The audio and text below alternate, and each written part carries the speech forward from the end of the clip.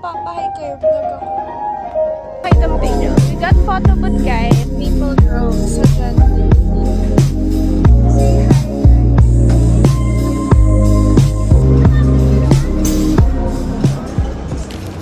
Go. Oo nga pala si Jessie. Papunta kami ngayon guys sa Padre Pio Shrine dito sa Batangas. Kasama namin sila Mama Precious at si Angel.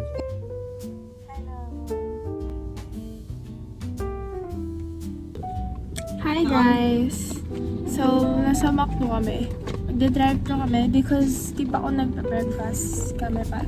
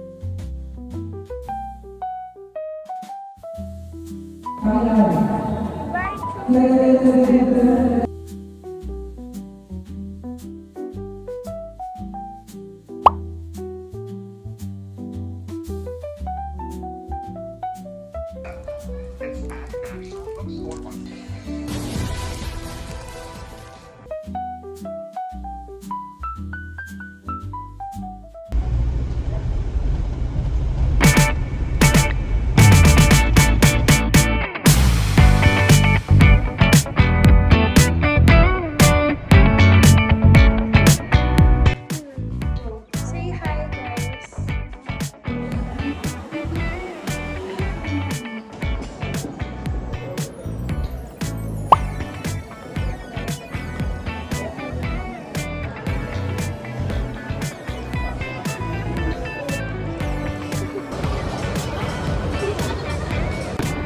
Hey, say hi to my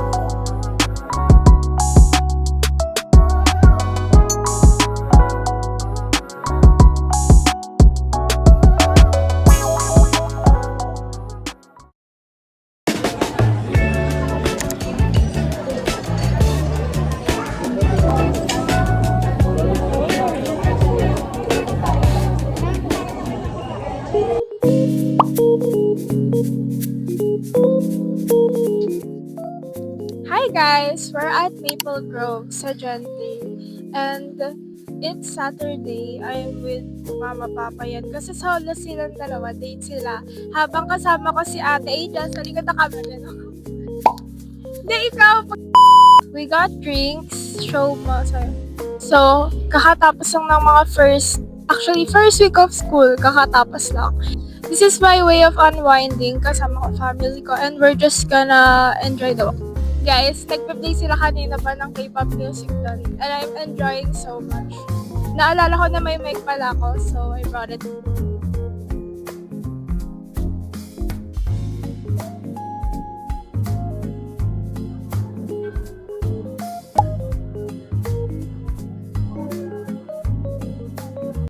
Hey guys! So, ito na yung gusto nyo. Ito na yung mga request ng friends ko. Kasi I thought na ayaw niya na nagyayap ako sa videos. But never mind kasi my friend said na gusto nga nila na madaldal daw ako sa video. So, we're gonna talk about my first few days of school which I didn't vlog. So, this was supposed to be for my solo dates. Pero I decided na I wanted it to document not just my school life but rather lahat ng ganap ko sa buhay. So, here we are. So, I didn't document nga my first few days of school, but we're gonna talk about it. So far, okay naman. Pero I am adjusting a little bit kasi medyo na-mix yung mga students, my classmates. Merong mga bagong mukha and I'm trying to make new friends. Ganon. Not totally. Like, tinatry ko lang na mais yung tensions with my new classmates. And I'm trying na i-approach yung mga transferee kasi minsan walang nag-approach sa kanila. So, ako yung nagma-master up ng courage para kausapin sila, tabihan sila. But in general, my school life is okay so far. It's not super duper stressful, ganon. Okay pa naman. So, if we're talking about life in general, I think di naman kasi talaga mawawala yung mga highs and lows. But, I'm a resilient person. Kaya kaya ko naman na mag-breakthrough kung ano mang mga problems ko sa buhay. I just wanna say thank you sa lahat ng mga nanonood dito sa vlogs ko. Kasi this is just, for fun. Di ko talaga goal maging viral or what. I just wanted to do this for myself, to document my life, and for my friends na nagsusupport sa mga videos ko. So, huge shout out sa lahat ng friends ko dyan. So, we're gonna end this little yapping session. I think this may or may not be the only portion of the video na nag-sit down and talk ako for a while. But, in my next videos, I promise I'll try to do more portions like this. Pakita mo tayo, we got photo booth guys. Vintage expired kineme. Tatlo siya. Sa inyo na yung pangatlo.